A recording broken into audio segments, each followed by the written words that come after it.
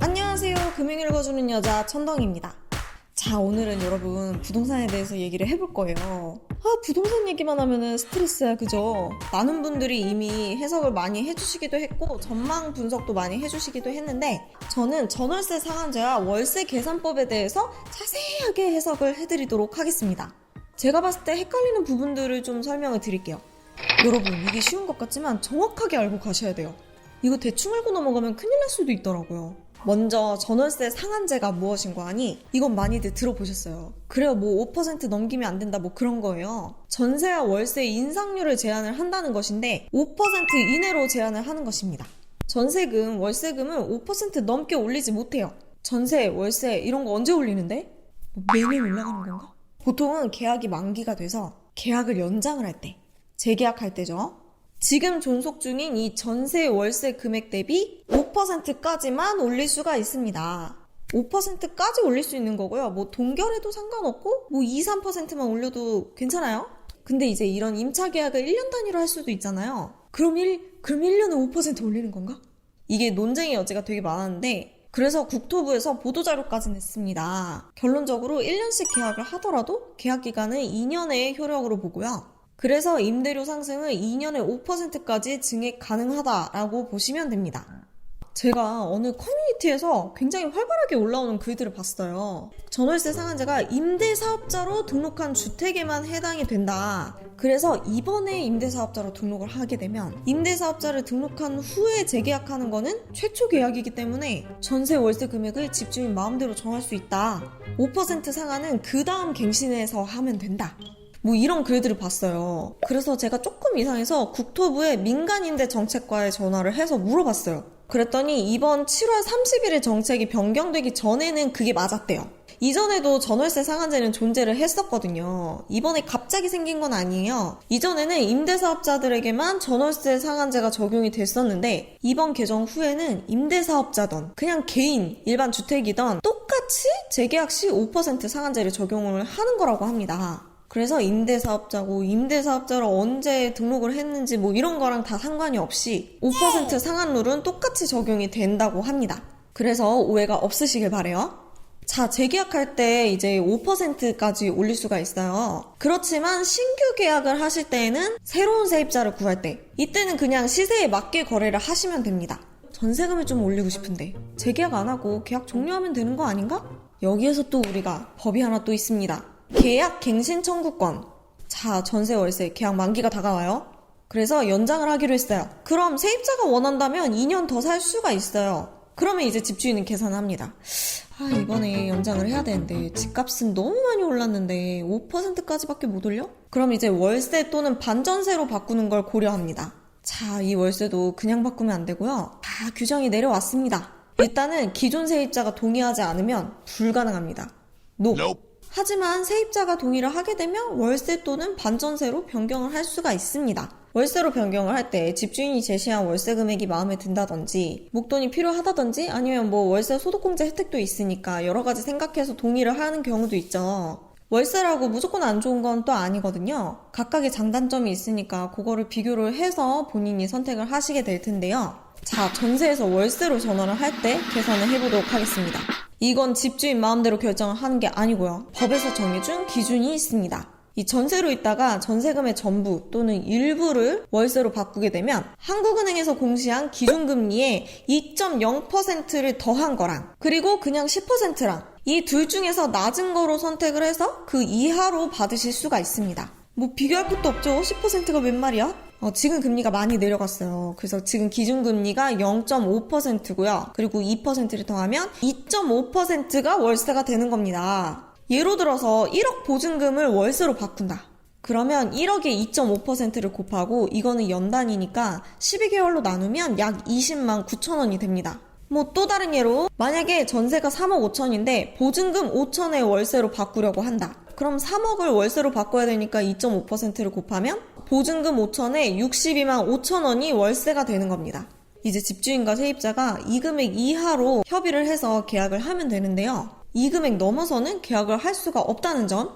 거의 대출 이자를 비교를 해서 생각을 해봐도 세입자 입장에선 괜찮은 금액이죠. 아마 이 상수를 3.5로 알고 계시는 분들이 많으실 텐데요. 오는 10월부터 2%로 확 내려갔어요. 그래서 월세액이 갑자기 확 줄은 거죠. 전세 매물이 줄고 이제 월세가 좀 늘어나고 있다 보니까 정부에서 이때 맞춰서 규제를 한 겁니다. 이거는 세입자를 보호하려고 만든 규제예요. 근데 이게 또 전월세 상한제랑 마찬가지로 신규 계약에는 적용이 안 돼요. 그래서 이 집주인 입장에서는 한 번 계약하면 5%까지밖에 못 올리고 심지어 계약갱신 청구권이 있어서 4년간은 새로운 계약을 아예 못 할 수도 있잖아. 이 4년에 한 번 오는 기회일 텐데 이때 임대료를 많이 받고 싶을 거 아니에요. 그래서 지금 나와 있는 매물들은 다 비싸. 전세는 씨가 말라 있다고 합니다. 결론은 지금 현행법상 이 계약갱신 청구권 때문에 예외사항을 제외하고는 최대 4년은 세입자가 지금 계약한 이 집에서 살 수가 있어요. 전월세 상한제랑 이 월세 전환율은 그 기간 안에서만 적용이 되는 거고요. 앞으로 2년 또는 4년 후에 새로운 계약을 하게 될 텐데 그때에는 그 어떤 보호도 받지 못합니다. 이제 뭐 최대 4년 살고 다시 집을 구할 때면 뭐 5%고 뭐 월세 계산하는 방법이고 뭐 이런 거 다 엎어버리고 리셋되는 거예요. 그때가 되면 집주인이 애초부터 금액을 높게 부를 가능성이 굉장히 높습니다. 한번 가격이 정해지면 올리지도 못하고 4년 동안 묶여있어야 하니까요. 그래서 약간 집주인도 난감하고 세입자도 난감한 상황입니다. 뭘 하던지 간에 뭐 집주인, 세입자 둘 중 하나는 손해를 봐야 하는 상황인 거예요. 여러분들 싸우시면 안 돼요. 지금이야 전세나 월세 가격 상승하는 게 좀 잡힐지라도 부동산이 안정화되라고 정책들이 나오고 있는 거니까 2년에서 4년 후에도 지금과 같은 상황이라면 모르겠어요. 효력이 끝날 수도 있어요. 그러니까 앞으로 한 4년 정도는 내다보시고 그 기간 동안 세입자들은 돈을 좀 많이 모아놓으시거나 대비를 좀 해놓으셔야 합니다. 내가 지금 살고 있는 이 집의 계약이 완전히 만료가 됐을 때 전세 월세 가격이 급등할 수 있으니까요. 뭐 지금 상황에서는 그렇다고요? 자, 규제들만 보자면 이제 세입자들을 보호하는 법들인데요. 그나마 지금 살고 있는 사람들은 시간을 좀 벌었어. 2년에서 4년이라는 시간을 집주인들은 좀 많이 쓰라리고 있지만요.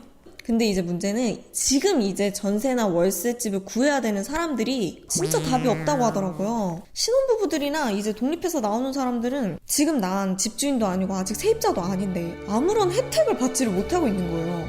이러지도 저러지도 못하고 붕 떠 있어요. 내 예산에 맞는 매물은 없지. 그렇다고 집을 사기엔 대출도 안 나와. 이제는 세금도 계산을 해봐야 하고. 물론 해외의 사례들을 보면 이미 임대료 상한제를 시행한 지 오래된 곳들이 많아요. 근데 해외는 원래 월세 기반이잖아요. 그들은 이제 긴 시간 동안 변해 오던 사항들인데 우리나라는 지금 단계적으로 시행되기보단 단기간에 너무 많은 것들이 바뀌고 있어가지고 혼란이 많이 오고 있는 상황인 것 같아요. 물론 이 기간 안에 부동산이 많이 안정화가 되면은 좋겠지만은 그전에는 부동산 정책 자체가 이제 부동산 투기를 막는 진짜 내가 살 집이 아니면 돈이 없으면 사지 마라 약간 요런 주의였는데 주택임차보호법까지 이제 좀 개정이 돼서 굉장히 복잡해졌어요.